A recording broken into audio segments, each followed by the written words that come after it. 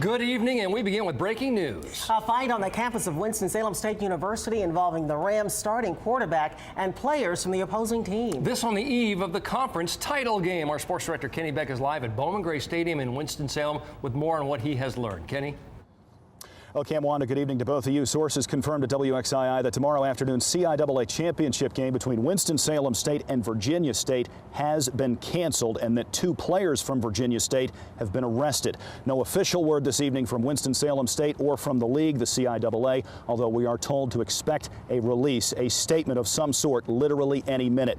Taking you back to earlier this afternoon, here's what happened. Winston-Salem State quarterback Rudy Johnson was attacked in the bathroom during the league's annual luncheon this afternoon on the campus at the Anderson Center. WSSU Director of Public Relations Nancy Young tells WXII Johnson looked like a boxer when he came out of the bathroom. His right eye was so badly swollen. She says he was taken to the hospital, and it was her understanding that he had since been released. Again, still no official word from the league or the school, but sources confirmed to WXII that tomorrow's conference title game, which was supposed to be played at Bowman Gray Stadium at 1 o'clock between Winston-Salem State and Virginia State, has been canceled. That same source tells us 2 Virginia State players have been arrested. In a statement earlier today, the CIAA announced police are investigating and the league and both schools are cooperating. What is unclear at this hour, aside from exactly who was involved, allegedly from the Virginia State side, is the football implications to all of this. This was a conference championship game. Will this be considered a forfeit, or will this be considered a no contest? Essentially,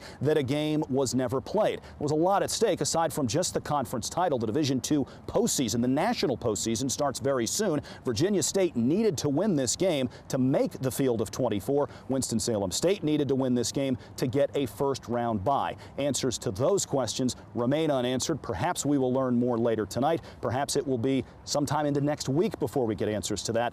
The overall reaction here on campus, it's 2 things. What a shame. And what a mess. But again, sources confirming to WXII the CIAA championship game scheduled for tomorrow will not be played. We'll send it back inside to you. All right, a developing story we'll keep following. Thank you, Kenny. And we have more breaking news.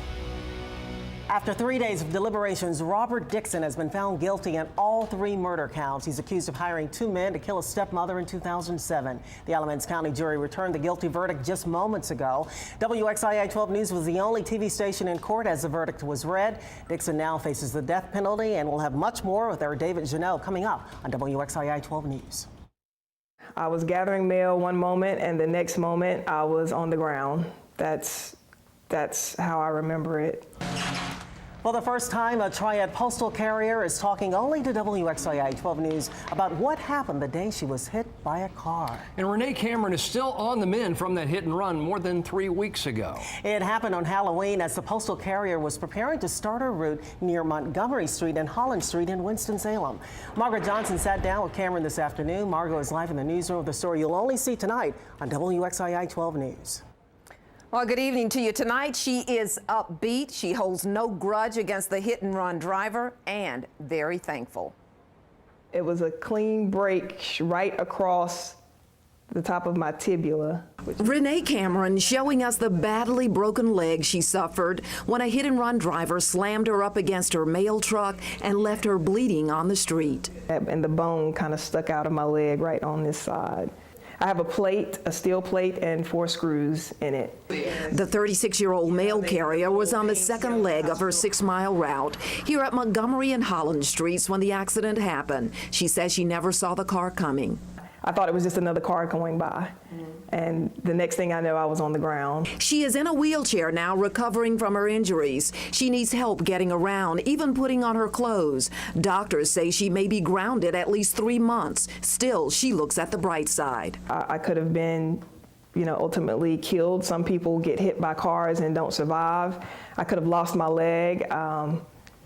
I could have had extensive nerve damage, and none of those things took place. She's thankful for that and the big way her family, friends, co-workers, and the people on her route have reached out to support and help her. I'm just thankful. I'm really thankful for all the love and support. From cards and flowers to gift cards to food, visits, jokes, just so much. As for the hit-and-run driver still on the loose, I feel in my heart that it was an accident.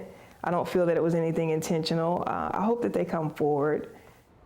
Well, police are still looking for the driver of that Nissan Maxima involved in the hit and run. It is a 90s model. Meantime, Renee wants all of her supporters to know the thank you cards are on the way, and she does plan to return to work as soon as doctors give her the okay. Back to you. All right, thanks a lot, Margot. And you'll hear more from Cameron tonight on WXII 12 News at 6.